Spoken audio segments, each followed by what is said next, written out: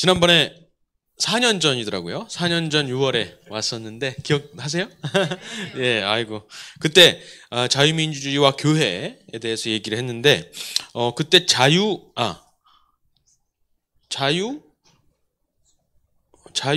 우파? 복음 자유 우파. 그렇죠.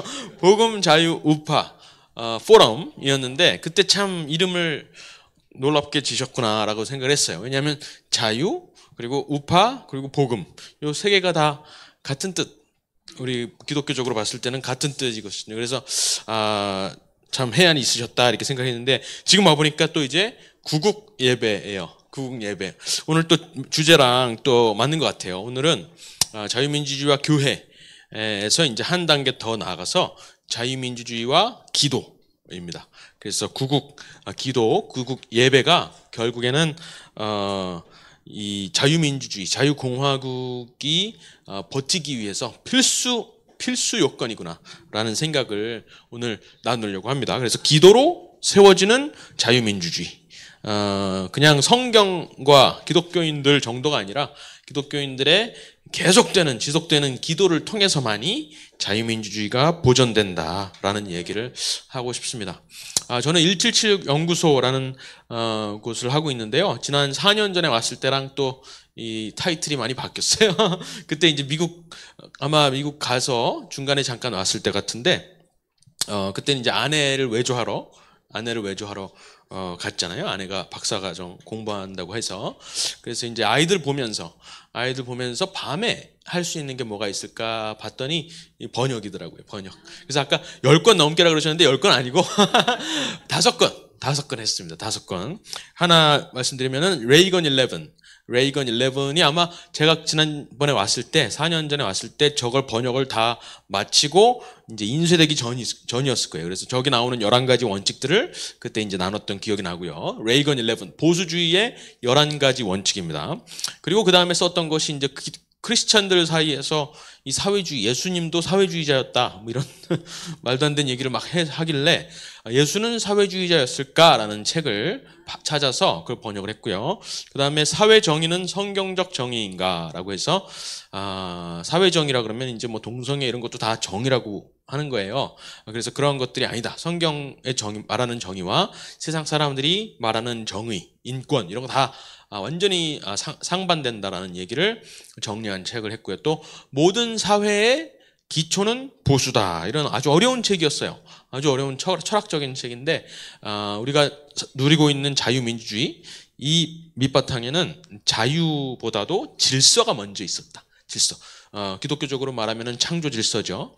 그것을 이제 보수라고 정치학에서는 보수라고 얘기해요. 보수가 기초다라는 얘기를 썼고요. 그리고 지난 이제 작년 말에 제가 이 번역을 했던 거는 좀 지금까지 했던 거랑은 차원이 다른 두꺼운 책이었어요. 이 성경과 정치인데 그것도 반밖에 안 했는데 아주 두꺼운 책이 돼버렸어요. 그래서 학원도 해야 되는데 아주 갈 길이 멉니다. 근데 웨인 그루뎀이라는 아주 이제 이 조직 신학 책으로서 아주 유명하신 침례교 출신의 웨스트민스터 박사 학위를 하신 학자신데 거의 지금 이제 돌아가실 때가 됐죠. 파킨슨을 앓고 계신 지 오래되셨는데 생존 신학자로서는 그래도 지금 손에 꼽는 그런 신학자분이 정치에 대해서 기독교 정치학을 교과서를 쓰신 거랑 마찬가지예요.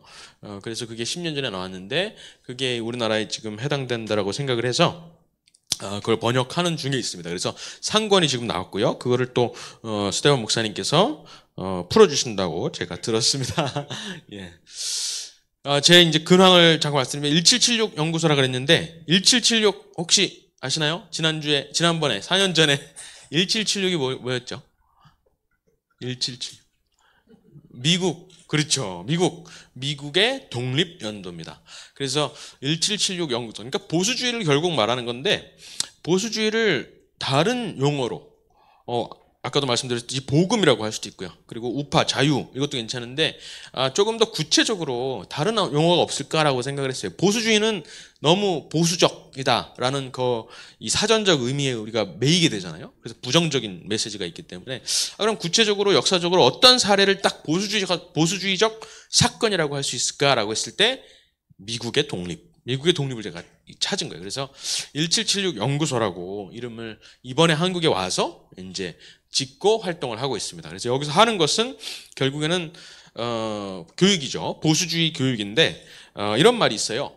엄밀히 말하자면, 엄밀히 따지자면 인류는 자유가 무엇인지 모른 채 1776년까지 추구해왔다.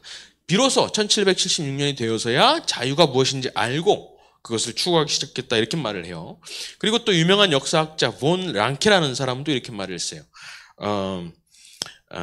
칼뱅, 미국을 건국한 것은 사실 칼뱅이다, 이런 말을 했어요. 칼뱅은 1500년대 사람이잖아요. 종교개혁을 일으켰고 그런데 200년 후에 미국이 건국되었을 때 그 미국이 그 칼뱅의 개혁주의 정신, 칼뱅주의에 근거해서 세워졌다라는 말. 이거는 그냥 우리끼리 얘기하는 게 아니라 일반 역사학의 아버지라고 불리는 레오폴드 폰 랑케가 한 말입니다. 역사를 정관해 보니까 미국이라는 나라가 자유민주주의 공화국으로서의 첫 스타트를 끊었는데 그 바탕에는 성경적 가치관 정도가 아니라 아예 종교개혁, 개혁주의 신앙이 있었다라는 말이 있습니다. 그래서 그런 여러 가지 개념에 착안을 해서 1776 연구소를 시작해서 보수주의를 가르쳐주고 있습니다. 청년들한테.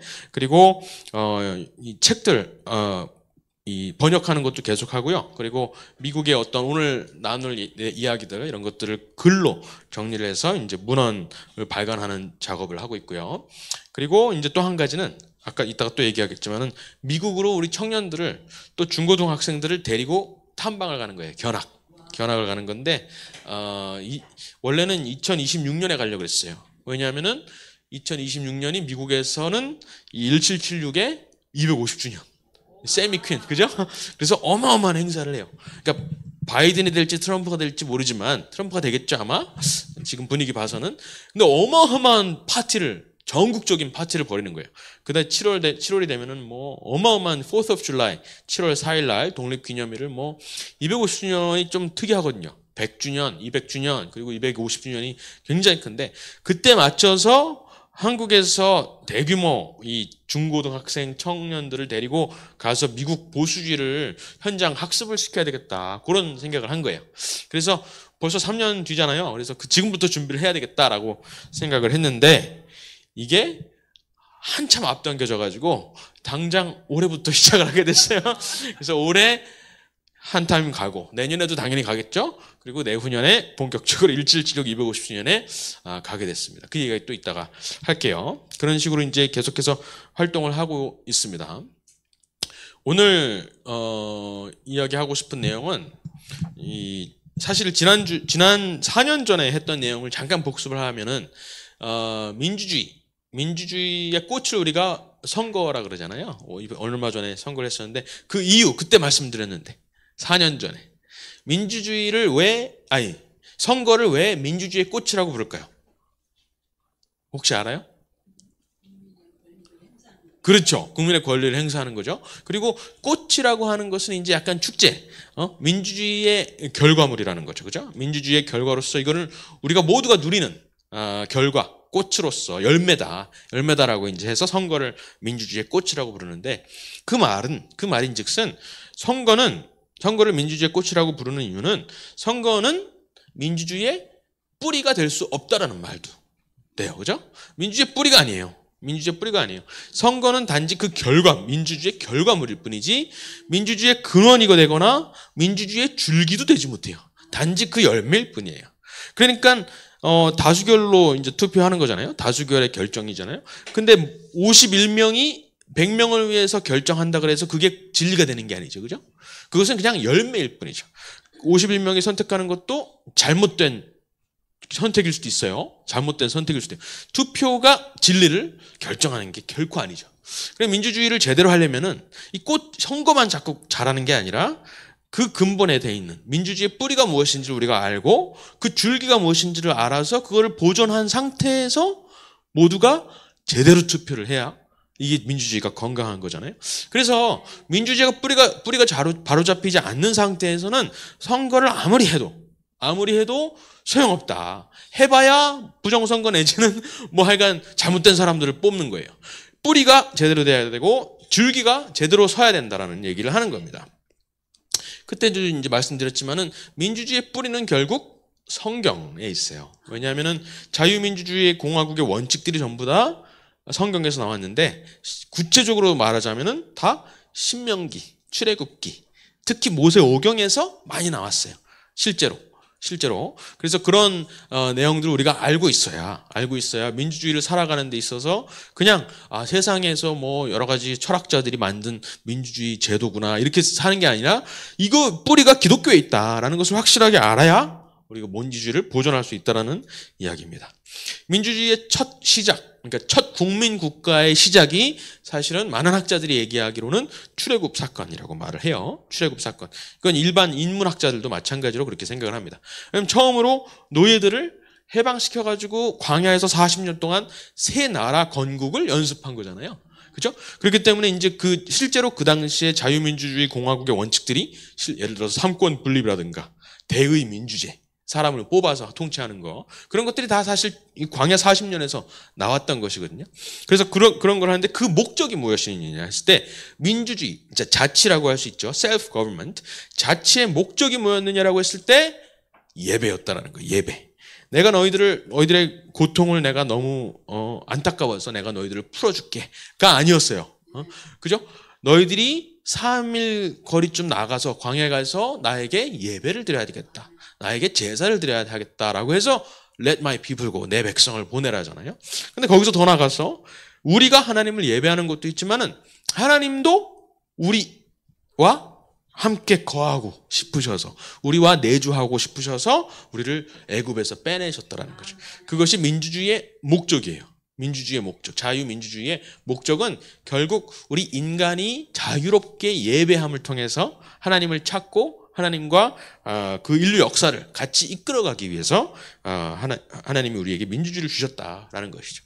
그래서 결국에는 자유 혹은 민주주의는 예배를 위한 것이었다라는 것이 성경을 통해서 너무나 명백하게 드러나고요. 그것이 이제 출애굽 사건, 특히 모세오경과 또 신명기에 아주 원칙들이 잘 정리돼서 3편의 설교잖아요. 이렇게 나오는데 그 원칙들을 뽑아내서 세운 나라가 바로 미국이라는 거예요. 예를 들어서 이 의회 건물이죠. 의회 건물 여기 이승만 대통령도 가서 연설을 하셨고 건국전쟁 보면 나오죠. 그리고 또 윤석열 대통령도 작년 4월인가요? 가서 여기서 연설하셨잖아요. 그리고 TV 보면은 많이 나와요. 저 자리가. 그런데 저기에 이 주변을 이렇게 둘러보면은 모든 문이 22개가 있어요. 근데 22개 문 위에 저렇게 왼쪽 밑에 보는 것처럼 사람 얼굴 옆모양이 이렇게 있어요. 누구냐면은 여기가 입법부잖아요. 의회, 국회잖아요. 모든 인류 역사상 모든 입법자들이 여기 들어와 있는 거예요. 누가 있을까요? 예를 들어서 바빌론의 함무라비라는 위대한 황제가 있었죠. 그리고 또 그리스, 헬라의 솔롱 이런 사람들, 그리고 또 로마 공화국이죠. 로마 공화국의 키케로 들어보셨죠? 그리고 뭐 케이토 이런 사람들이 이제 다 있어요. 그런데 전부 다 옆모양을 잘 보세요. 옆모양을 하고 있어요. 옆모양 밑에 보세요. 누군가를 다 바라보고 있어요. 다 한쪽을 바라보고 있어요. 또 이쪽에서는 또 이쪽을 다 바라보고 있어요. 그 중간에 누가 있느냐? 누굴까요? 저기 왼쪽 오른쪽 누굴까요? 모세예요. 모세. 그러니까 모세오경을 인류 역사에 동양이든 서양이든 모두 다 입법의 중심, 최초 원조라고 미국에서 여겼다라는 것이죠. 지금도 그렇고 이 빌딩이 언제 세워졌을까요?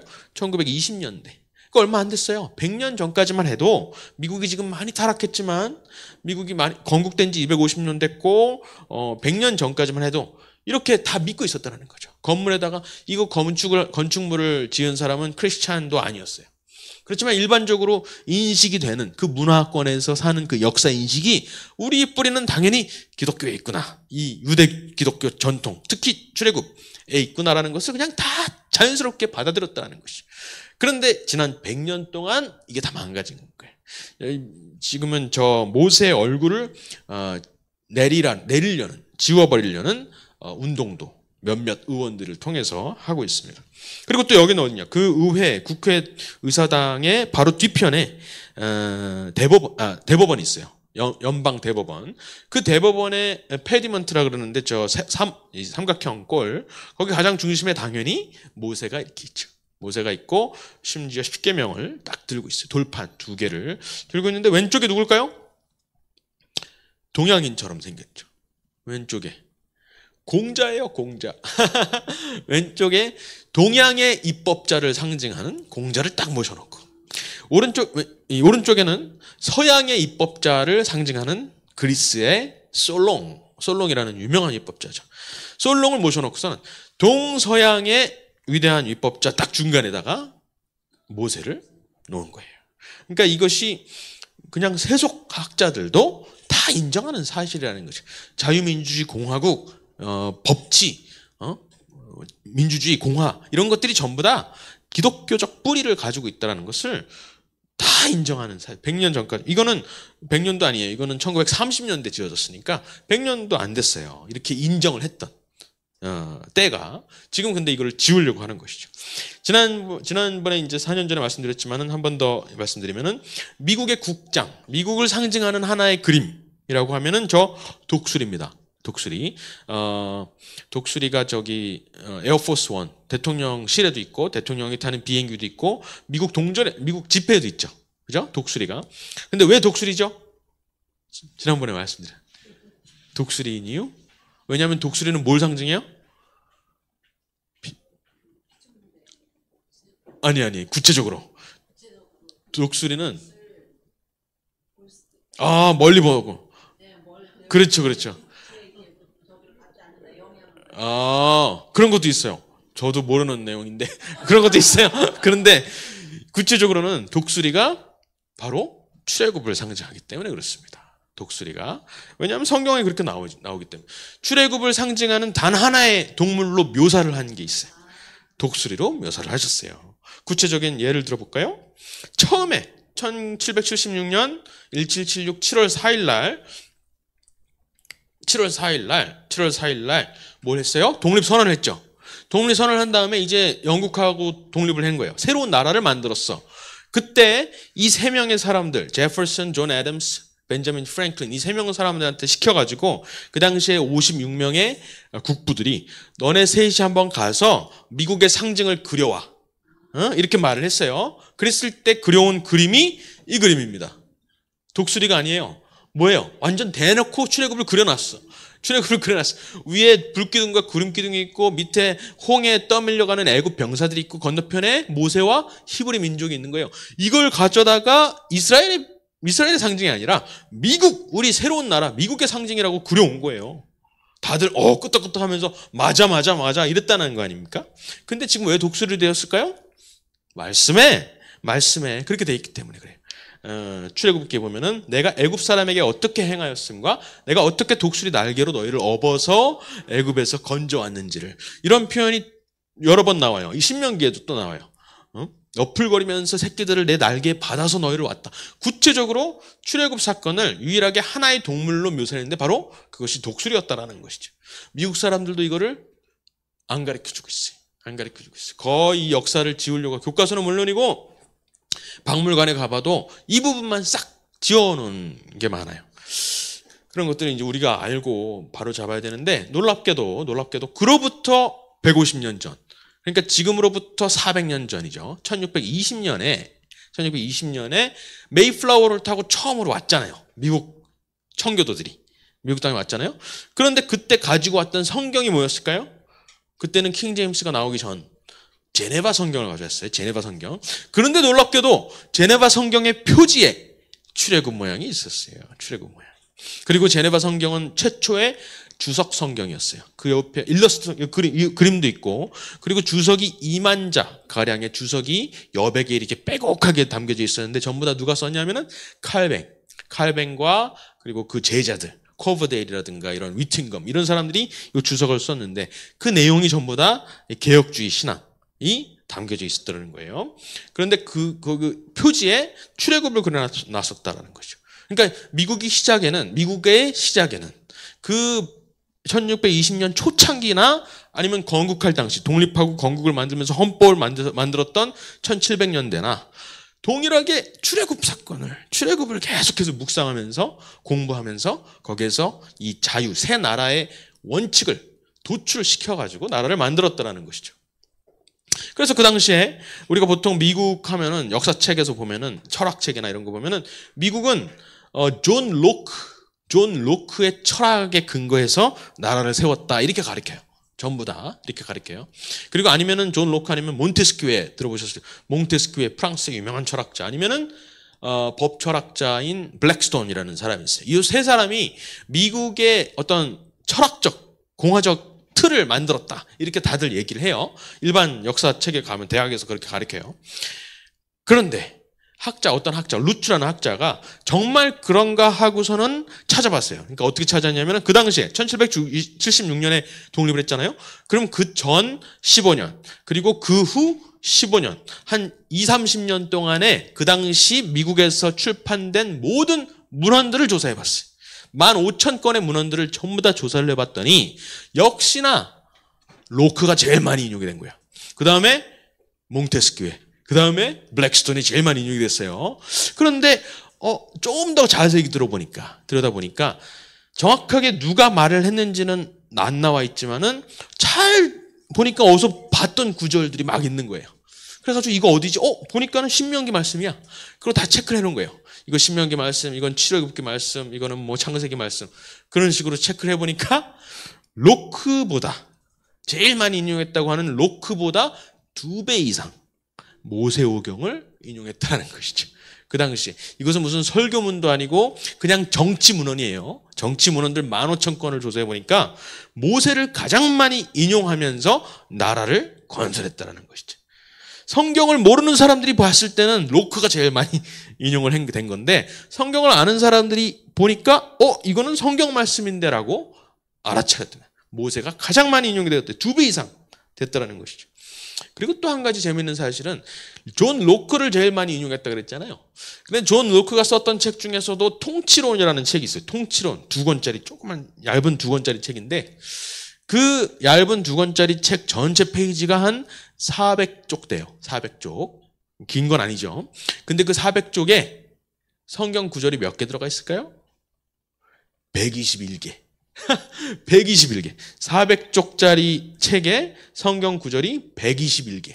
그러니까 3쪽이나 4쪽 넘길 때마다 성경 구절 하나씩 들어가는 거예요. 그러니까 어차피 존 로크만 가지고 나라를 세웠다 하더라도 그 존 로크의 책도 결국에는 성경에서 나왔다는 것이죠. 성경의 원칙에 의해서 나왔다는 것이죠. 그런데 한번 도서관에도 나오고 막 나와요. 존 로크의 통치론을 한번 찾아보세요. 성경 구절을 찾을 수가 없어요. 왜 그럴까요? 지우진 않았죠. 함부로 지우진 못하죠. 근데 번역을 성경 구절이었으면은 영어로 읽으면은 알아차려. 영어의 킹 제임스 버전이나 뭐 제네바 성경을 그대로 따왔으니까. 근데 번역을 성경을 알지 못하는 사람이 번역을 했기 때문에 성경을 아는 사람이 번역했으면은 이거 성경 구절 뭐 개역 한글이든 뭐든 끄집어 와서 여기다 넣었을 거 아니에요. 근데 그게 아니라 그냥 어차피 그 원문에 보면은 몇 장 몇 절인지 안 나와 있거든요. 그 당시에는 전부 다 성경을 알았기 때문에 굳이 어디 몇 장 몇 절 이런 게 필요가 없었어요. 그렇기 때문에 그냥 좋은 말인가 보다 하고 번역가가 의미로 번역을 한 거예요. 그러면 안 되는데. 성경 아는 사람이 존 로크를 번역을 해야 된다는 것이죠. 아니면은 이제 카톨릭 루카 이런 식으로 이 카톨릭식으로 이렇게 한 것도 있어요. 그런데 어쨌든 우리 개신교에서 다시 번역할 필요가 있는 책입니다. 그런 게 근데 수족하다는 거예요. 이 정치 철학을 연구해 보면은.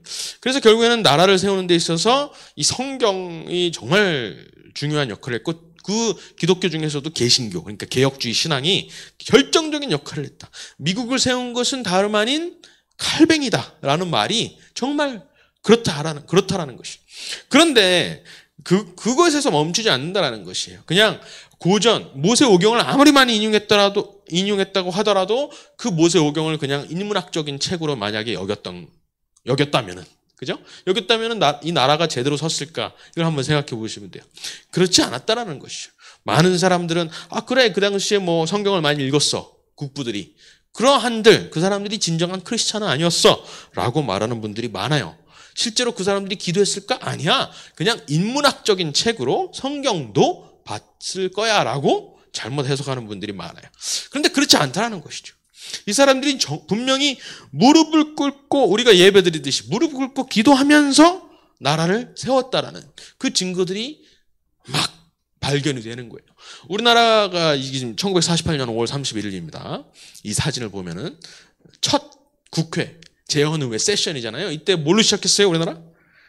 기도로 시작했죠. 이승만 대통령이 우리가 오늘을 당해 가지고 어떤 이념이나 어떤 종교를 가지고 있든지 간에 하나님께 감사하지 않을 수가 없습니다. 이렇게 말을 하면서 저기 종로구 의원, 이번에 선출되신 종로구 의원 나오셔서 기도로 시작합시다. 이렇게 했잖아요. 놀라운 역사죠. 어떻게 가르치냐면 우리가 이제 전 세계 역사상 이렇게 기도로 시작한 나라가 없다라고 말을 해요. 사실이에요. 사실이에요. 왜냐하면 미국조차도 재헌의회 첫 세션에서 기도를 시작하지 못했거든요. 그러니까 우리나라가 유일하죠. 그런데 미국도 그 재헌의회 전 독립전쟁을 할 때나 선포를 할 때나 1차 대륙회의, 2차 대륙회의 그리고 또 마지막에 재헌의회를 할 때도 사실은 기도가 중간중간에 있었다라는 사실을 제가 이제 찾아서 말씀을 드리는 겁니다. 먼저 1774년이니까 1776년 독립을 선포하기 2년 전이죠. 이때는 아직까지 완전히 영국으로부터 독립을 해야 되겠다 이런 말은 이런 생각은 없었는데 이때 막 영국인들의 핍박이 시작이 되기 시작해요. 영국인들이 막 세금을 엄청 왕창 걷어가고 왕창 걷어가기만 하지 이 미국인들을 대변하지는 못한단 말이에요. 그래서 taxation without representation이라고 그래가지고 세금은 과세는 맨날 하면서 우리를 영국 의회에서 우리 미국인들의 입장을 대변하지는 못하는 거예요. 그러니까 이거 정치가 무슨 말이냐라고 하면서 막 반발 심이 막 조금씩 일어나던 때예요. 그 당시에는 또 재밌는 사실은 뭐냐면은 미국의 사람들이 영국 본토 사람들보다 문해율이 훨씬 더 높았어요. 공부를 훨씬 더 잘했고 엘리트들이었어요. 그러니까 식민지의 사람들이 훨씬 더 성경도 많이 읽고 똑똑했던 거예요. 그러니까 얼마나 억울해. 우리 자기네들보다 못한 미개한 저기 영국의 본토에서 우리를 지배한답시고 세금은 만창 뜯어가고 생산물은 여기서 다 나오는데 다 가져가서 저기서 흥청망청 쓰고 여기는 막 가난하게 살고 있는 억울함이 조금씩 나타나는 때예요. 그래서 그 당시에 13개, 지금 50개 주지만 그 당시 13개 주에서 주 대표들이 모여서 1차 대륙회의를 열어요. 우리가 영국한테 이거 너무 억울하다 싶으면서 영국한테 독립까지는 아니더라도 뭔가 청원을 하자. 그 당시에 조지 3세 왕이었어요. 좀 뭔가 청원을 하자 그래가지고 1차 대륙회의 때 모여요. 그때 9월 7일 딱 모이는데 1차 대륙회의 딱 모이자마자 뭘 했을까요? 당연히 기도로 하죠. 근데 사진을 한번 보세요. 그 당시에 그 당시 참석했던 사람들의 글을 보고 어떤 사파가가 이걸 그린 거예요.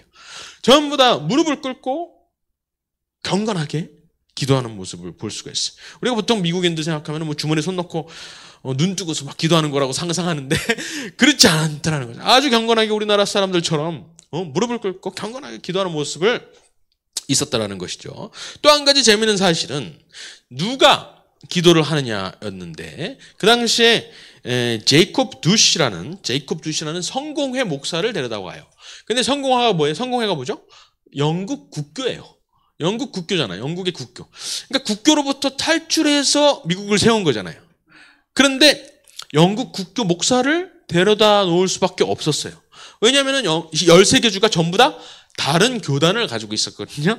매사추세츠는 아주 강력한 장로교죠. 그 장로교에서 불만을 가지고 뛰쳐나와가지고 침례교를 세우기도 하고, 침례교는 그 당시 아니구나. 무슨 회중파. 그리고 뭐 또 중간에 메릴랜드는 카톨릭도 있었고요.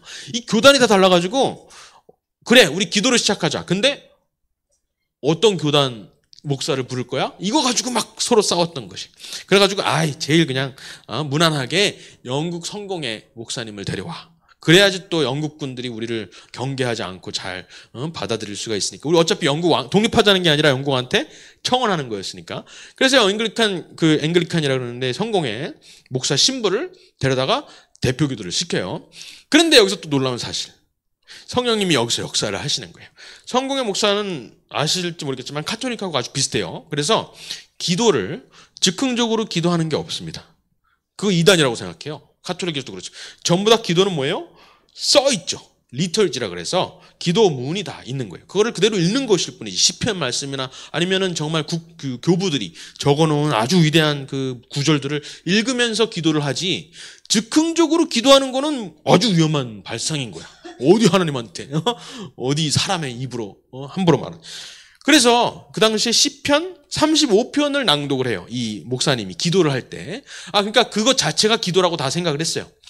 시편 35편을 낭독하면서 그거를 기도로 올리는구나 라고 생각하면서 다 경건하게 저렇게 무릎 꿇고 기도를 하는데 시편 35편이 끝나고 나서 이 제이콥 두시 목사님이 갑자기 즉흥적으로 기도를 하는 거야.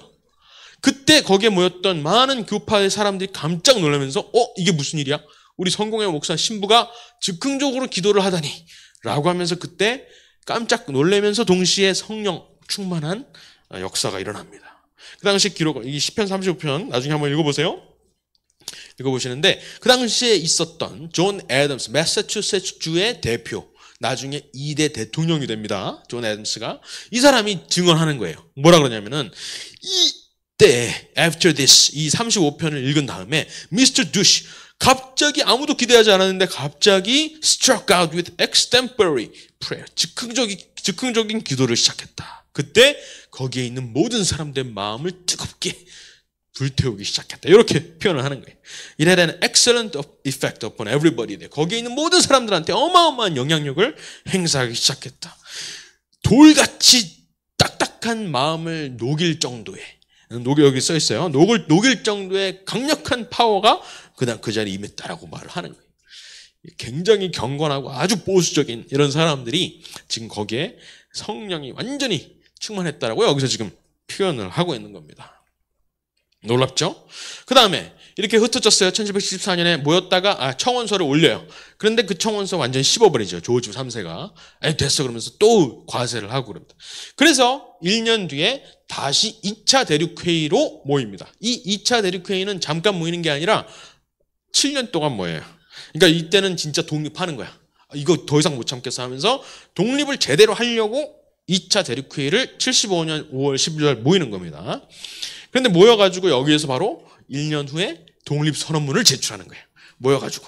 그러니까 이게 본격적인 건국이죠. 본격적인 건국인데 2차 대륙회의 때. 이때도 기도로 시작했는데 자기네들끼리 기도를 하는 것을 넘어서서 우리가 이 위대한 독립이라는 정말 자살행위나 마찬가지인 영국 정규군을 상대로 우리 민병대가 싸워야 되는데 완전 다 죽을 것 같거든요. 그래서 이때 정말 기도로 우리가 엎드리지 않으면 안 되겠다라고 해가지고 이 대륙회의에 모인 사람들 그 당시 50명 정도 모였는데 50명끼리 기도하는 것을 넘어서 그 당시에 있었던 모든 미국 13개 주에 있는 모든 미국인들한테 기도를 시키자라고 말하는 거예요. 근데 그냥 기도가 아니에요. 금식 기도를 시키자. 라고 해서 7월 20일을 딱 날짜를 정해요. 그래서 7월 20일 날은 기독교인이 아니어도 무조건 금식에 참여하는 거예요. 전부 다. 그 당시에 기록을 보니까 누구냐 하면은 또 존 애덤스가 증언하는 거예요. 존 애덤스가 기록을 많이 남겼어요.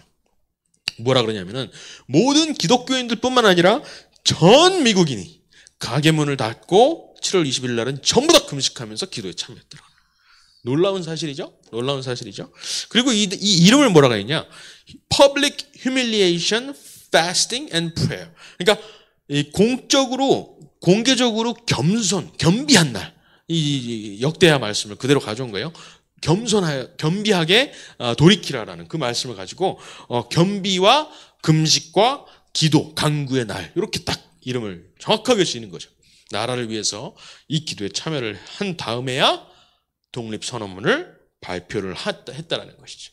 그러니까 결국에는 미국도 기도를 통해서 이렇게 세워졌다라는 것을 너무나 명백한 역사적 사실을 통해서 알고 올 수 있다는 거죠.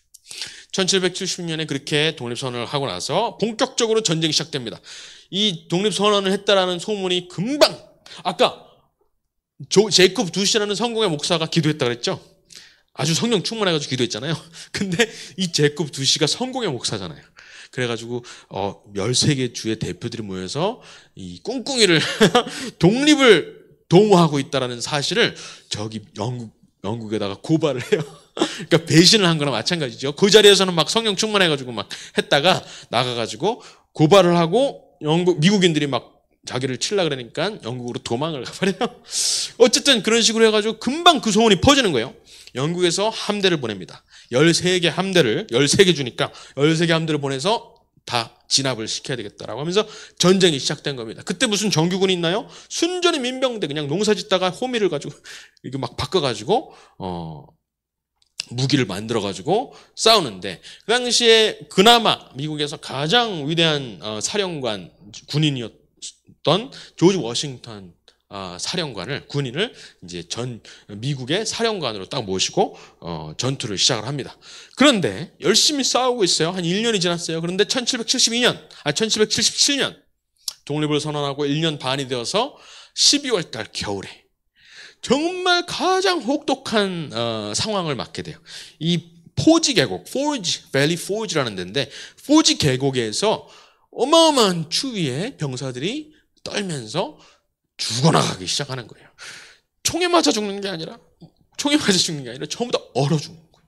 다리를 잘라서 동상에 걸려가지고. 그러면서 이 야영하면서 굉장히 많은 절체절명의 위기에, 이 독립의 운동이 여기서 끝나는구나, 전부 다 그렇게 생각을 했어요. 그때 어떤 증언에 따르면은 그때 조지 워싱턴이 눈 속에서 무릎을 꿇고 간절하게 기도하는 모습을 누가 딱 본 거예요. 나중에 기록을 남겨가지고 그게 이렇게 사파로 딱 들어가는 겁니다. 그래서 로널드 레이건 대통령, 나중에 로널드 레이건 40대 대통령은 뭐라 그랬냐면은, 우리 미국을 상징하는 가장 위대한 그림 하나가 있다면 바로 이 그림이다라고 말해요. 미국은 기도로 세워지는 나라다라고 증언을 하고 있는 겁니다. 이런 모양이 많아요. 뉴욕에 가서도, 그 세속적인 도시 뉴욕에 가도 조지 워싱턴이 기도하고 있는, 숲속에서 기도하고 있는 모습, 그죠? 이런 묘사들이, 이런 사파들이 굉장히 많습니다. 굉장히 많습니다. 그리고 이 왼쪽 밑에 있는 그림을 보면은 이 조지 워싱턴이 무릎 꿇고 기도했던 그 장면을 목격한 사람도 이 사파가 그려놨어요. 여기 보시면은 여기 나무 뒤에 숨어가지고, 여기 동네 마을 사람인데 그것까지 그려놨습니다. 어쨌든 전설처럼 흘러나오는 그런 위대한 스토리가 있습니다. 미국도 결국에는 기도로 세워진 것이나 다름없다라고 할 수가 있겠죠. 그런데 1770년 그 전쟁을 치르고 나서 4년 뒤에 전세가 뒤집혀서 영국군은 후퇴를 하고 독립을 선언합니다. 그래서 영국군이 그래 니네 13개 주 독립해 라고 해가지고 1781년이죠. 파리 협정을 맺어요. 그래서 본격적으로 나라를 건설하게 됩니다. 1781년에 이제 영국은 완전히 떠나가고 1781년부터 본격적으로 우리가 모여가지고 나라를 세우는 거예요. 우리나라는 얼마나 만에 세웠어요? 1948년 5월 10일 날 선거를 하고 5월 31일 날 재헌 세션, 첫 번째 세션 기도를 시작해가지고 7월 17일 두 달 만에 헌법을 만들어버리죠. 우리나라 역시 빨리빨리인데, 이 미국은 몇 년이 걸려요. 81년에 독립을 한 다음에 87년이 되어서야, 6년 후에야 재헌의회를 열어요. 재헌의회. 그리고 재헌의회도 5개월을 끌어요. 5개월을 끌어서 미국은 재헌절, 우리나라는 7월 17일이잖아요. 미국은 9월 17일 날 재헌을 하게 됩니다. 그런데 재헌 세션은 우리나라처럼 기도를 시작하면 얼마나 좋아? 근데 기도하는 거를 까먹어요. 그러면서 5월 25일 날 이걸 시작하는데, 재헌의회를 시작하는데 기도를 안 하고 일단 헌법을 막 만들기 시작하는 거예요. 역시나 합의가 안 되는 거예요. 가장 큰 난관이 뭐였을까요? 이 미국의 13개 주가 모여서 절대로 합의에 도달하지 못했던 하나의 이슈. 뭐였을까요? 노예제예요. 노예제. 왜냐하면 남부에 있는 13개 주 중에 남부의 조지아라든가 이런 이 5개 주는 노예를 어마어마하게 많이 건드리고 있어요. 그 노예 인구는 또 어마어마하게 빠른 속도로 증가하고 있어요. 북부에서는 노예는 다 철폐했어. 그리고 남부의 노예제도 없애야 된다라고 주장을 하고 있어요. 왜냐하면 북부는 농장이 없었거든요. 노예가 인력이 필요 없었거든요. 전부 다 엘리트들 글 쓰고 막 이런 거예요. 근데 남부에서는 면 사업이 어마어마하게 부흥해가지고 전 세계의 면의 70%를 여기 남부에서 생산했어. 그러니까 노예가 없으면은 경제가 무너져요. 노예와 경제가 완전히 결부돼가지고 이거는 노예제를 안 하면 안 되는 거예요. 그러니까 이게 합의가 안 되는 거예요. 그래가지고 서로 싸우느라고. 그 당시에 그 기록을 보면은 그냥 말로 싸우는 게 아니에요. 이 신사들이, 영국보다도 더 엘리트인 이 문해율 높은 이 신사들이 지팡이를 들고 서로 패싸움을 했다 그래요. 서로 너 틀렸어 라고 말하면서 패싸움을 할 정도로 어마어마하게 격렬하게 싸웠다는 거죠. 전부 다 근데 공감했던 것은 노예제는 틀렸다라는 것에는 다 알고 있어요. 노예제를 그렇지만은 지금 현실적인 문제에 봉착해가지고 어쩔 수 없었다는 거죠. 원칙이냐 현실이냐 실리냐 명분이냐 이걸 가지고 막 싸웠다는 거죠.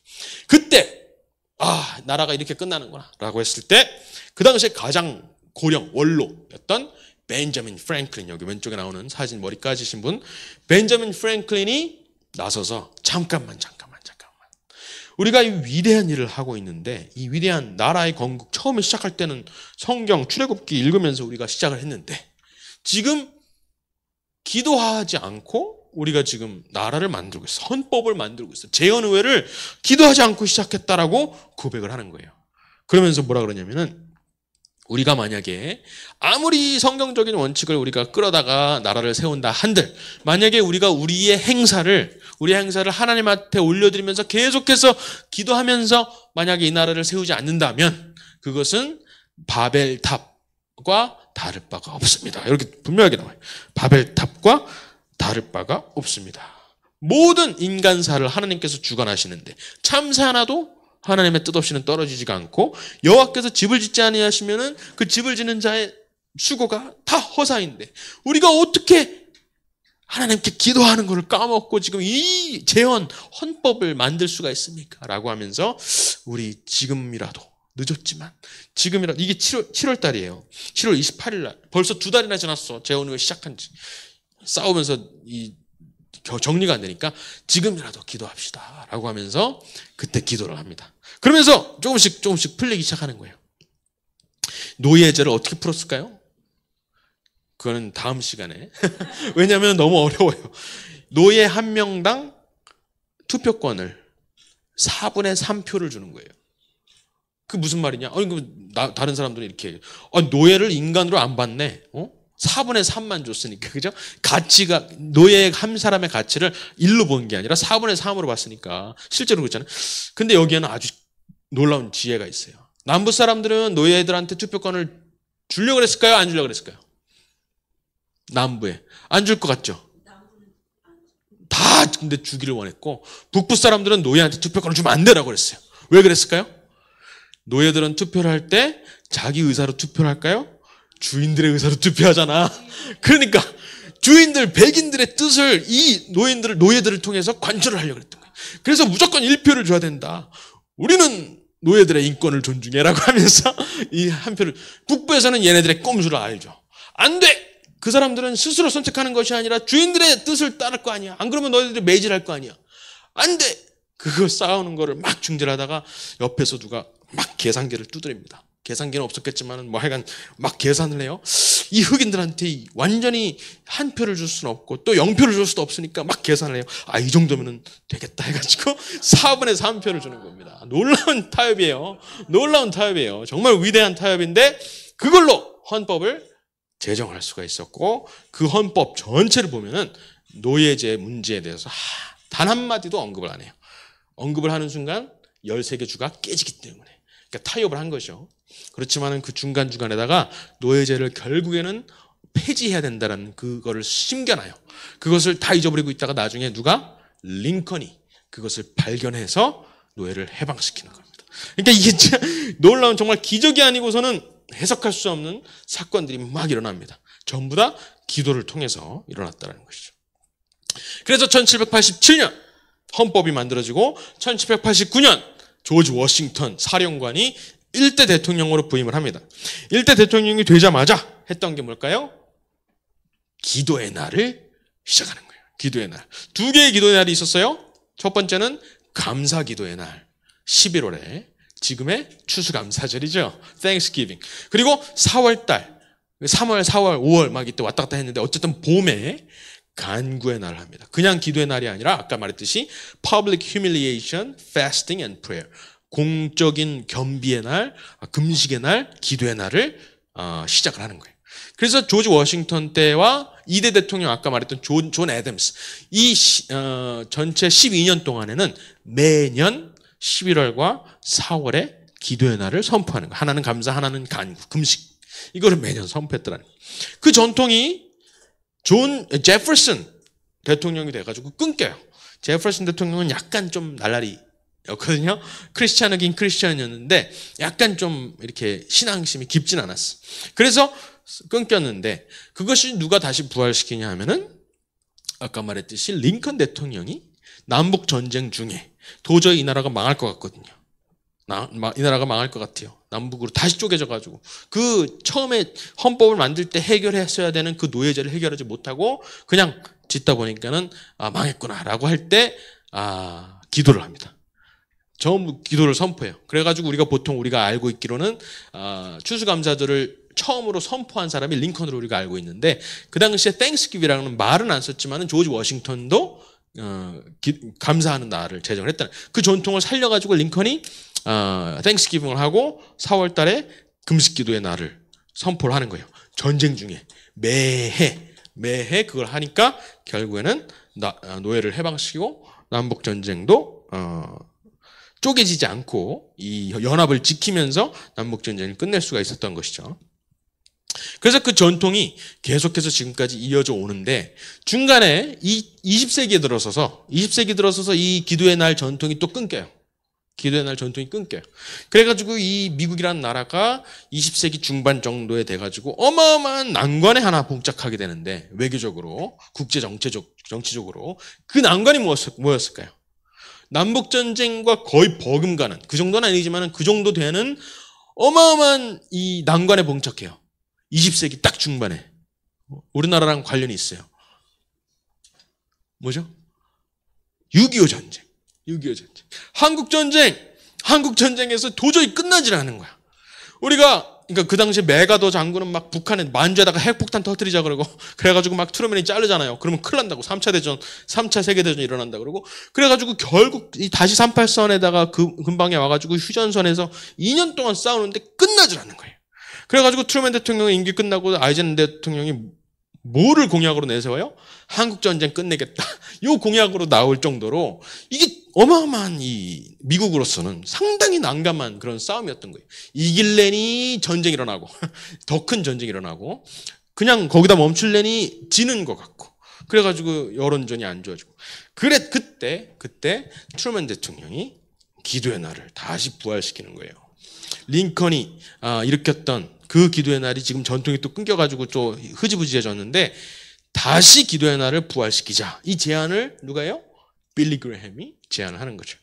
다시 기도하는 그 전통을 다시 살려보자 라고 해가지고 트루먼 대통령이 그 제안을 받아들여서 그래 기도하자. 근데 우리가 지금 링컨 대통령이 겨우 살려놨던 그 기도의 날 전통을 지금 끊어버린 거 보니까 후대에도 또 이렇게 끊어질 수가 있어요. 내가 이 기도의 날을 살려놓은들 또 후대의 다른 대통령이 이걸 끊어버릴 수가 있는 거예요. 그래가지고 트루먼 대통령은 아예 못을 박아요. 의회를 시켜가지고 아예 법을 만들어라. 기도의 날을 매년 어떤 대통령이 오든지 간에 무조건 기도의 날을 선포할 수 있도록 11월 달에는 감사의 날, 4월 달에는 간구 기도의 날을 선포하도록 제정을 해버린 법으로 모든 대통령이. 그래서 그 이후로 클린턴이나 오바마나 바이든이나 이 세속 정치인들도 어쩔 수 없이 그날이 되면은 하는 거예요. 그래서 모든 교계 지도자들을 모아다가 기도를 하는 겁니다. 이 놀라운 전통을 트루먼 대통령이 했는데 그 결정적인 계기를 마련한 게 바로 우리 대한민국이라는 거죠. 우리나라라는 거죠. 참 이게 하나님의 섭리가 너무나 놀라운 거죠. 네, 그렇습니다. 그래서 결국에는 기도로 세워지는 나라고 이 4번의 장면을 묘사를 드렸는데 이 4가지의 기도의 장면, 미국 건국에 있어서 이 전통이 결국에는 지금도 5월 첫째 주 목요일로 바뀌었습니다. 4월 달보다도 아직까지는 미국에서는 추워가지고 5월 첫째 주 목요일 날 기도의 날을 선포를 하는 거. 작년에 바이든 했고 올해도 몇 주 뒤에 바이든이 선포를 할 거예요. 어쩔 수 없이. 법으로 그렇게 되었기 때문에 오늘날까지 이어지는 국가 기도회 National Day of Prayer라는 것이죠. 놀라운 역사가 있습니다. 왜냐하면은 성경 말씀에 있다시피 이 자유민주주의를 공화국을 지키는 것은 사실은 기도로밖에 되지가 않는 거예요. 이것은 결국 하나님께서 주시는 그 창조 질서의 그런 원칙, 이 자치의 원칙을 그대로 담아놓은 것이 자유민주공화국이기 때문에 그 하나님께 벤자민 프랭클린이 말을 했듯이 그 하나님께 계속해서 우리의 행사를 위탁하지 않으면, 기도를 통해서 위탁하지 않으면 이 나라가 보존될 수가 없다라는 사실이죠. 그것을 지키려고 하는 것이 이 기독교적인 문명의 뿌리, 그 질서, 민주주의의 뿌리와 줄기, 민주주의의 꽃인 선거뿐만 아니라 민주주의의 뿌리와 줄기도 보존하려고 하는 것이 곧 기독교 보수주의라는 겁니다. 기독교 보수주의. 기독교 보수주의는 결국에는 우리가 보통 생각하듯이 그냥 보수적이다 이 말이 아니에요. 우리 주변에 사회적인 사람들 많잖아요. 사회적이야. 굉장히 사교성이 많아. 그 사람은 사회주의자예요? 아니잖아. 사회주의랑 완전 달라. 보수적인 사람이 있어요. 그 사람이 보수주의자는 아니죠. 다른 말이에요. 우리가 보통 보수주의라고 말을 들었을 때 그 어감이 고리타분하고 옛것을 좋아하고 무슨 유교적이고 이런 차원이 아니라는 것이죠. 그 말은 보수주의는 결국에는 그 유대 기독교 전통을 보존하려는 것을 보수주의라 그런다. 그래서 영어로는 소문자 C conservatism이 아니라 대문자 C conservatism이라는 것이죠. 그리고 과거를 막 회상하는 그런 사람들이 아니야. 옛날이 좋았어. 이러면서 현대 문물을 배격하고 이런 게 보수주의가 아니에요. 우리나라에서는 더구나 그렇죠. 예를 들어서 88주의자라는 말을 써요. 오탄토티스트. 왜 그럴까요? 88주의. 보수주의에 반대되는 하나의 사건, 역사적 사건이 있었는데 뭐냐면은 프랑스 혁명입니다. 프랑스 혁명에 결국에는 교회들을 다 파괴시키잖아요. 교회들을 파괴시켜가지고 그것이 결국 혁명이라고 그러는데 보수주의는 이 혁명에 반대되는 거죠. 그래가지고 그때 1789년에 그 프랑스 혁명이 일어나요. 그래서 이 보수주의자들을 프랑스에서는 뭐라 그랬냐면은 88주의자들. 89년 프랑스 혁명 전으로 돌아가고 싶은 사람들이라고 말을 한 거예요. 그렇지만은 우리 기독교 보수주의자들은 이런 옛날을 회상하면서 중세시대가 좋았어 라는 그런 사람들이 아니라는 것이죠. 그런 것이고요. 그리고 또 점진주의도 아니에요. 저기 좌파들이나 무슨 프랑스 혁명가들과 똑같은 목적을 가지고 있지만 단지 우리는 좀 천천히 가자라는 식으로 해석하는 사람도 있어요. 결코 아닙니다. 슬로우 모션 진보도 아니에요. 우리는 다른 것을 지키려고 하는 거예요. 완전히 다른. 저들이 지키려고 하는 저는 유토피아 이런 것이 아니라 완전히 다른 그 창조 질서의 문맥을 우리가 지키려고 하는 것이다 라는 것입니다. 그렇다면 무엇을 믿느냐? 결국에는 성경적 진리를 믿는 거예요. 그 성경적 진리를 하면은 첫 번째로 창세기 3장에 나오는 인간의 원죄, 인간의 불완전성, 그리고 인간보다 위에 있는 상위의 도덕 질서, 곧 십계명. 창세기 20장에, 출애굽기 20장에 나오는 십계명을 믿는다는 것이고 하나님의 율법을 믿는다는 것이고요. 그리고 영성을 믿어요. 영성. 우리 피조물 이 껍데기가 다야라고 말을 하는 저 좌파들과 달리 영성을 믿는 것이고 영원한 것을 우리는 보존하려고 한다는 것이죠. 그리고 역사에는 주관자가 있다라는 것을 믿죠. 그것은 곧 창조주 하나님이 주관자이다. 그 신의 섭리라고 이제 표현을 하죠. 그런 것들을 믿는 것이 곧 기독교 보수주의다. 그렇다면은 보수주의자들이 반대하는 것은 인간 이성을 신봉하는 거죠. 인간 이성이 곧 최고 존엄이다라고 말을 하는 저 프랑스 혁명의 정신을 반대를 하는 것이고요. 전체주의, 획일주의 이런 것들, 공산주의 물론이고요. 진보주의도 사실은 우리가 반대를 하는 겁니다. 무신론주의, 과학주의, 저 진화론이라든가 이런 과학주의, 인간 이성이 결국에는 진리를 얘기를 한다라는 거. 결국에는 인본주의라고 할 수가 있어요. 인본주의. 사람 중심의 세계관이라고 할 수 있죠. 인본주의는 사람 중심의 세계관. 많이 들어보셨잖아요. 어디 써 있죠? 북한의 헌법에 사람 중심의 세계관이라고 분명하게 우리 김일성주의는 사람 중심의 세계관이다. 황장엽 씨가 주창한 주체 사상이 곧 사람 중심의 세계관이고 인본주의의 대표, 지금까지도 있는 대표 결과물입니다. 그것을 믿는 사람들이 우리 남한에도 많이 있어서 문제가 되는 거고요. 그렇다면 이 보수주의자들은 무엇을 보존하느냐? 여기서 세 가지 F만 기억하시면 돼요. 3F. 하나는 freedom, 그 다음에 faith, 신앙, 믿음, 그리고 family, 가족입니다. 가족을 해체하거나 우리의 믿는 신앙, 종교, 신앙을 해체하거나 아니면 우리가 가진 자유, 차별금지법이라든가 이런 것들을 통해서 우리가 가진 자유를 억압하려는 것이, 그것을 타겟으로 삼아서 저들은 싸우고 있는데, 아니다, 우리 이 세 가지 F를 확실하게 사수하겠다라는 것이 보수주의자라는 것이죠. 그렇다면 우리 보수주의자들은 인식론이에요. 우리가 알고 있는 것들 있잖아요. 우리가 알고 지금까지 말씀드린 것들을 어떻게 아느냐라고 했을 때 두 가지가 있어요. 하나는 일반 은혜, 하나는 특별 은혜. 일반 계시와 특별 계시. 일반 계시에는 세 가지가 있습니다. 양심, 로마서에 나오는 우리 하나님을 알만한 것이 그 속에 보임이라고 했던 이 인간의 양심이 모두 다 하나님, 어떤 도덕적인 위에 있는 상위에 있는 질서, 존재를 포인트하고 있다, 가리키고 있다는 것이. 그리고 자연, 그리고 역사. 이 세 가지, 양심과 자연과 역사가 일반 계시, 우리 기독교인의 교회에 오지 않더라도 어느 정도 어렴풋이 알 수 있을 만한 하나님의 어떤 질서, 법이 있다는 것이죠. 그렇지만 우리 기독교인들한테는 하나 더 있죠. 특별 계시.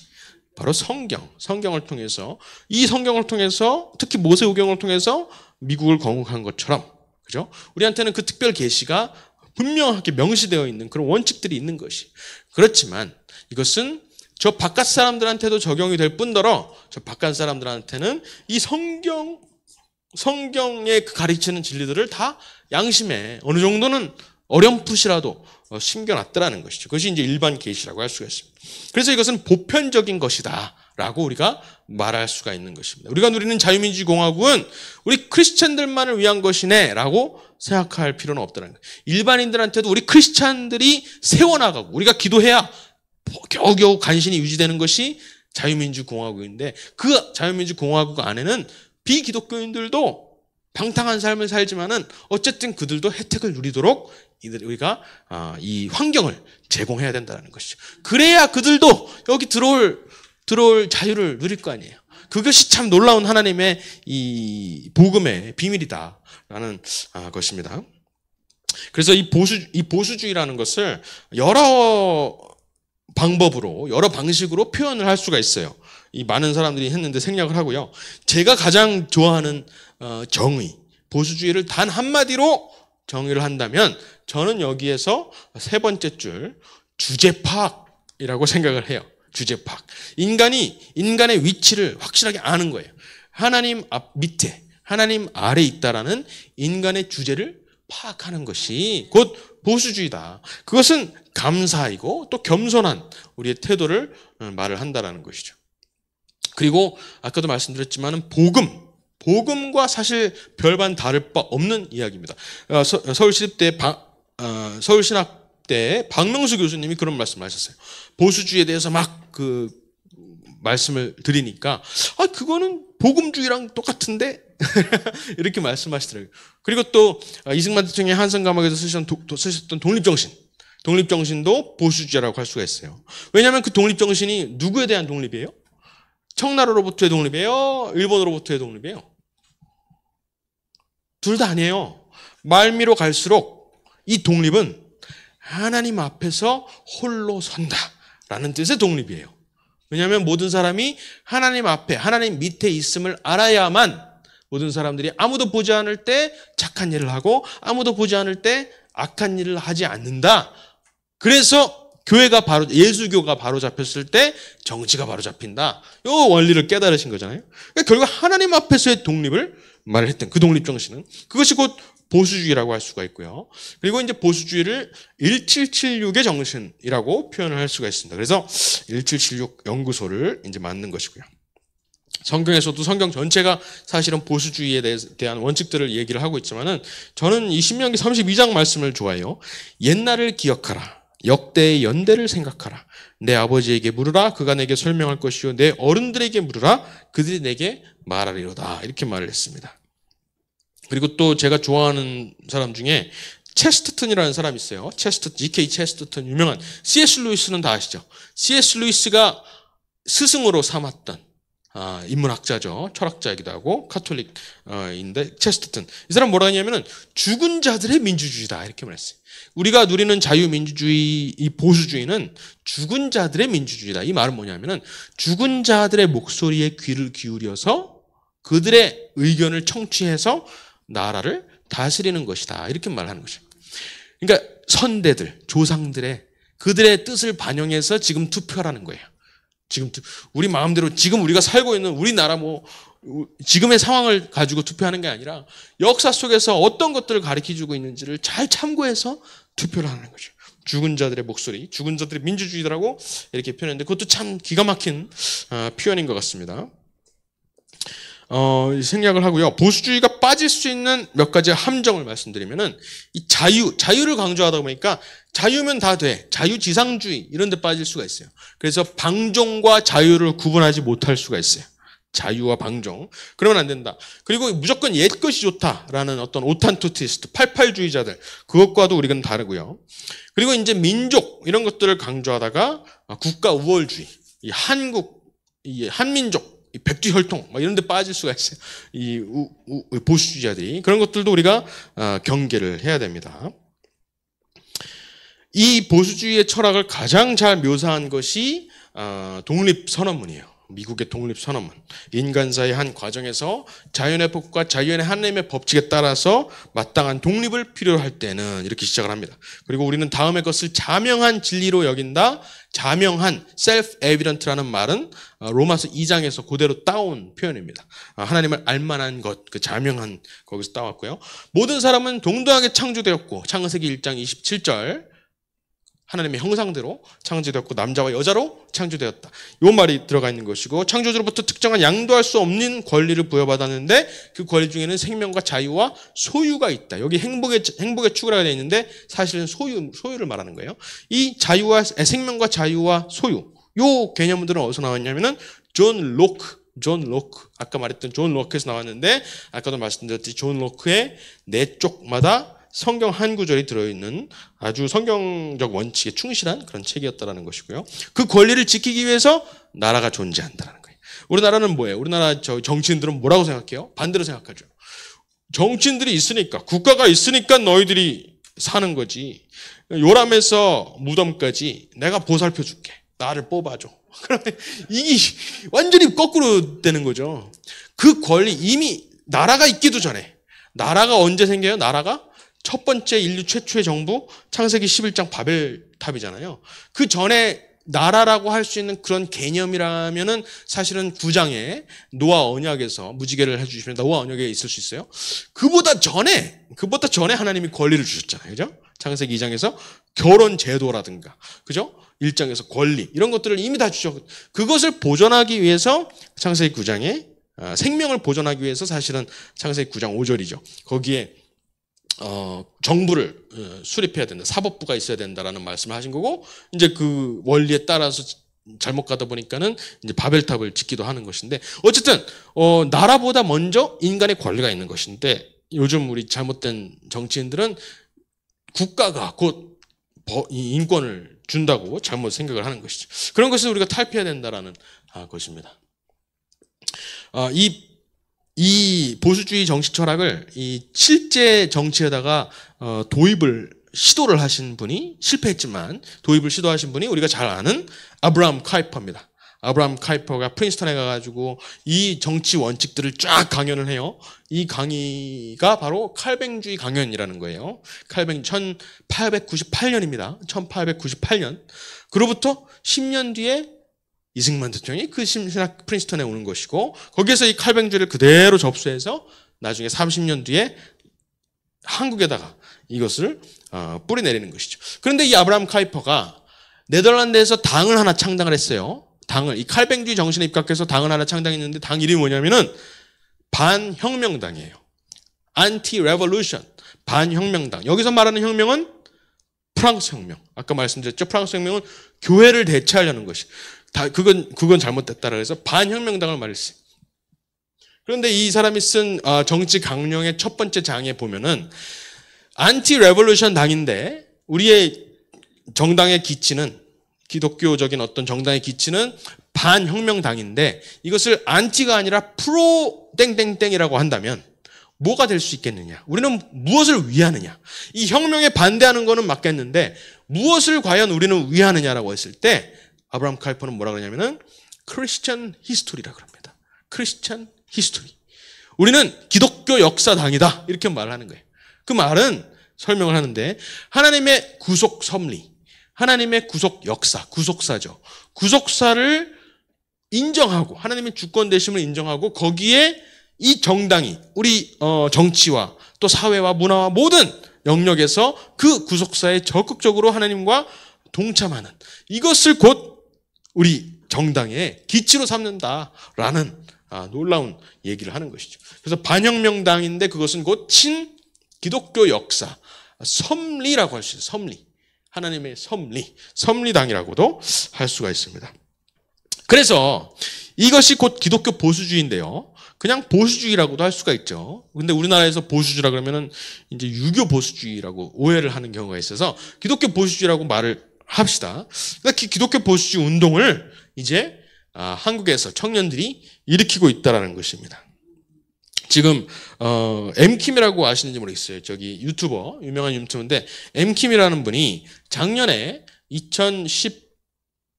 2023년 작년 11월에 행사를 하나 한 게 있습니다. 그걸 한번 영상을 제가 틀어볼까요? 한번 다음 장에 가보면은 동영상 한번 눌러주세요. 네. 2분짜리입니다. 짧고.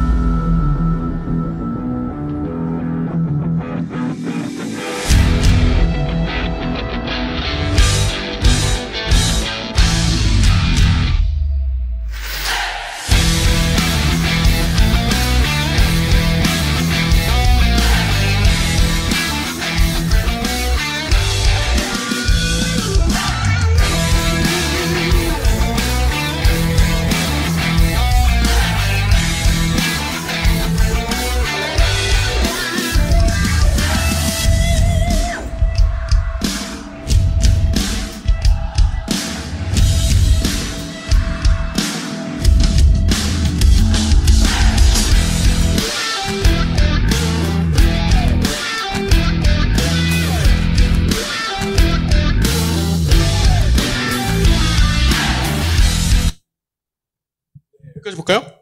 예, 이 행사를 작년에 코엑스에 1,050명 앉아있는 그 석을 꽉 채워서 치렀습니다. 아주 성공적으로 치렀는데 물론 적자였죠. 적자였지만은 어쨌든 사람들은 성공적으로 많이 와서 은혜를 받고 갔어요. 근데 이거를 전부 다 영어로 진행을 했어요. 영어로.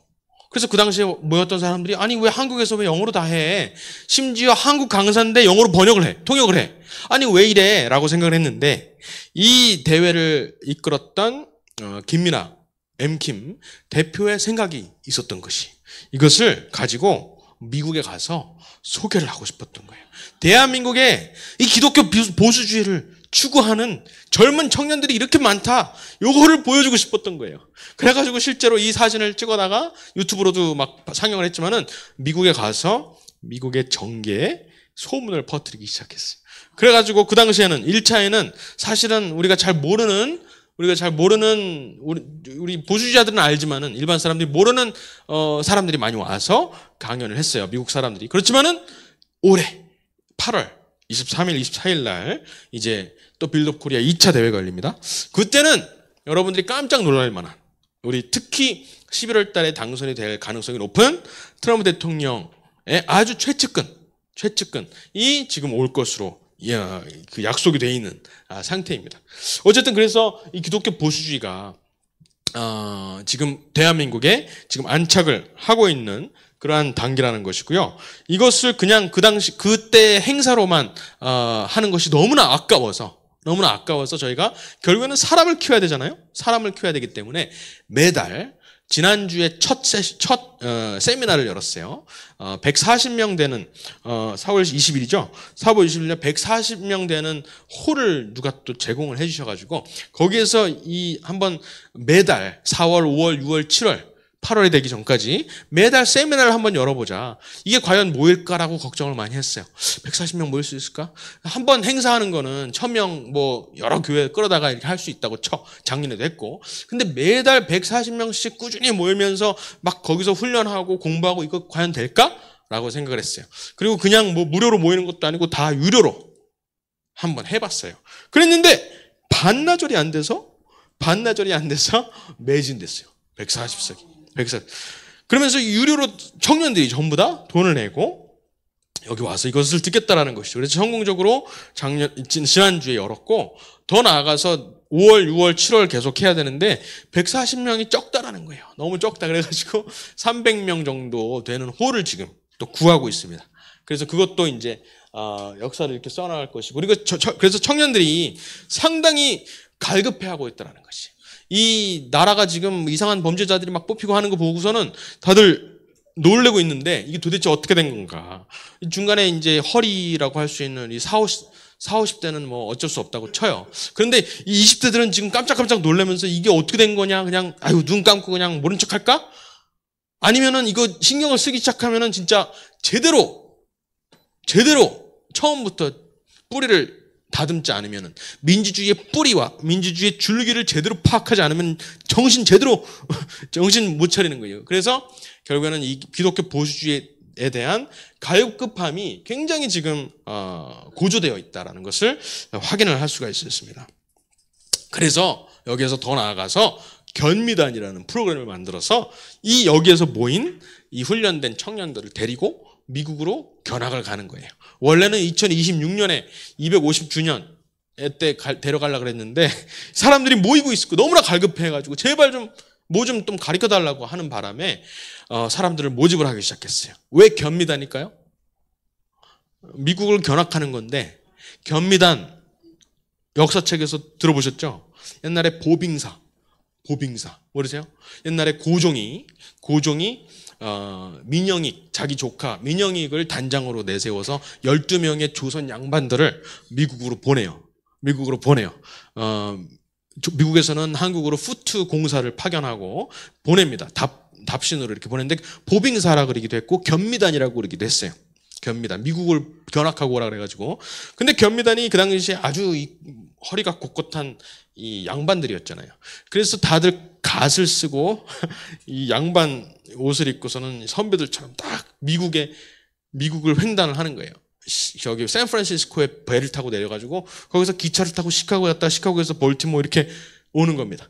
그러니까 가는 곳마다 그게 한 달 동안 이렇게 여정인데 가는 곳마다 화제를 일으켜요.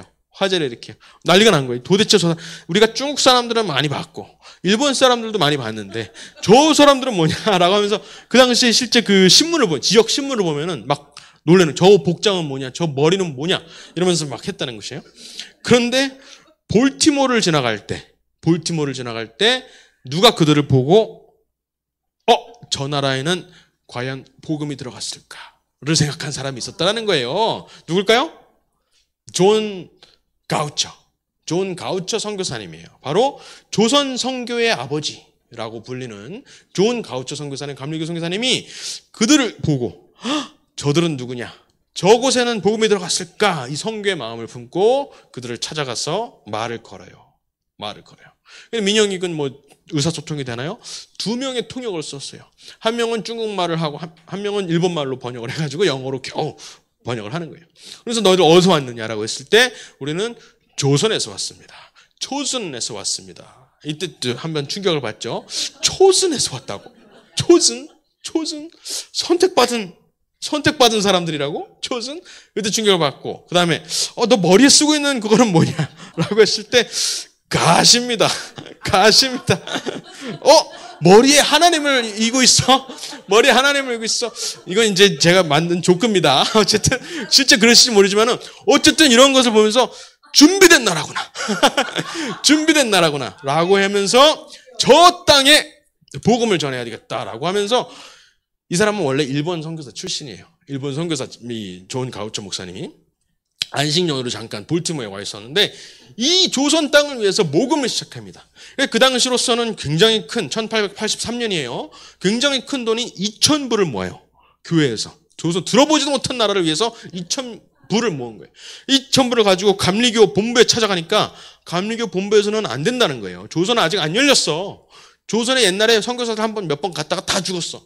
순교당했어. 카톨릭은 뭐 완전히 멸절당했고, 토마스 선교사 죽고 안 돼라고 했는데 아니다. 하나님께서 나를 이 견미단을 만나게 하신 데는 목적이 있다. 라고 해가지고 일본의 감리교 이 본부를 우회해서 일본에 있는 자기 동료 선교사 맥클레이 선교사님한테 연락을 합니다. 2,000불을 보낼 테니까 무슨 일을 써서라도 저 조선 땅으로 가서 고종을 만나라. 그래서 고종을 맥클레이 선교사님이 여러 번 뇌물 주고 막 해가지고 고종을 만나요. 그래서 고종한테 이야기를 하는 겁니다. 당신이 보낸 당신의 조카 민영익이 미국에 가서 내 동료 존 가우처를 만났어요. 그래서 내가 지금 여기까지 온 거예요. 라고 하면서 부탁을 들어달라는 겁니다. 무슨 부탁이었어요? 우리 미국이 선교사들을 보낼 수 있도록 해주세요. 허락해 주세요. 그럼 당연히 안 된다 그러죠. 그러면은 선교사는 아니고 의료인들을 보내겠습니다. 그리고 또 교육자들을 보내겠습니다. 그래가지고 준비하고 있던 헤론 선교사라든가 알렌 선교사, 중국의 의료 선교사였던 알렌 선교사, 그리고 아펜젤로 언더우드, 스크랜턴 이런 사람들이 일본에서 준비하고 있다가 건너오는 거예요.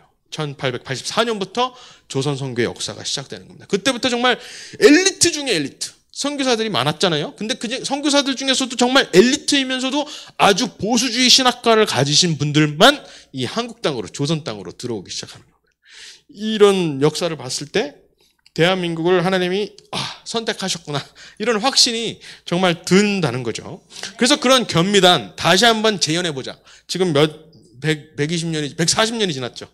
140년이 지났지만 2024 견미단이라 그래서 우리가 이 55명을 지금 모집을 했어요. 몇 명이 신청이 들어왔냐면 150명이 신청이 들어왔는데 그거를 다 이제 걸러가지고 55명을 뽑았는데 왜 55명을 뽑았냐면은 미국에서 가장 큰 전세 버스가 56인승이에요. 그래서 55명에 딱 끊어버리고 50명을 데리고 7월 14일 날 갑니다.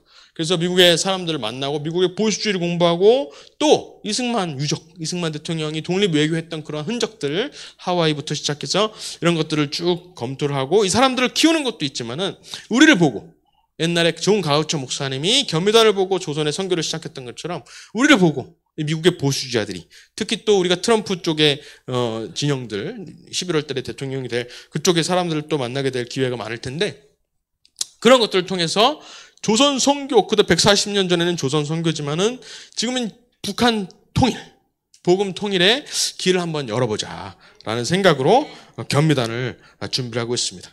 그래서 지금 구국 예배이기도 하고 그래서 이 기독교 보수주의 무브먼트라는 것이 지금 이제 사실은 몇 년 전부터 이렇게 끓고 있다가 어느 정도 임계점에 달해서 본격적으로 이렇게 큰 대외적인 행사를 통해서 이제 일어나고 있습니다. 청년들 사이에서. 그래서 이것을 위해서 여기에 계신 분들이 기도를 해주셔야 돼요. 지난주부터 있고 다음 달에도 300명 되는데 확장을 해서 또 6월, 7월 계속해서 행사를 할 것이고 또 6월에는 하와이에서 팀이 와서 우리가 또 견학시켜주고 7월에는 우리가 50명을 데리고 미국 가고 이런 과정 속에서 하나님이 사람들을 발굴시켜 주시고 청년들을 키워주시도록 위해서 기도를 해주시고요. 또 8월 23, 24 이 거의 뭐 기독교 예배 집회나 마찬가지지만은 또 정치 집회이기도 해요. 정치 집회. 그래서 그 자리에 많은 젊은이들이 와서 중고등학생부터 와서 변화받고 그리고 또 여기에 오시는 또 미국 정치계의 또 거물들 이런 분들이 한국에 와서 그냥 강의만 하고 가는 것이 아니라 한국 와서 진짜 이 나라가 다르구나. 이 나라가 다르고 이 나라의 뿌리도 우리나라의 미국의 뿌리처럼 출애굽의 그 뿌리가 있구나. 요 사실을 좀 알고 이승만에 대해서 좀 배우고 갈 수 있도록. 그래서 트루먼 대통령이 한국 전쟁을 통해서 나라를 회복시켰던 것처럼 지금 미국도 우리나라를 보고 우리나라에 일어나고 있는 그런 보수주의 운동을 통해서 미국도 그런 회복의 움직임이 시작될 수 있도록 위해서 이 내용을 놓고 우리 다 같이 기도를 해주셨으면 좋겠습니다.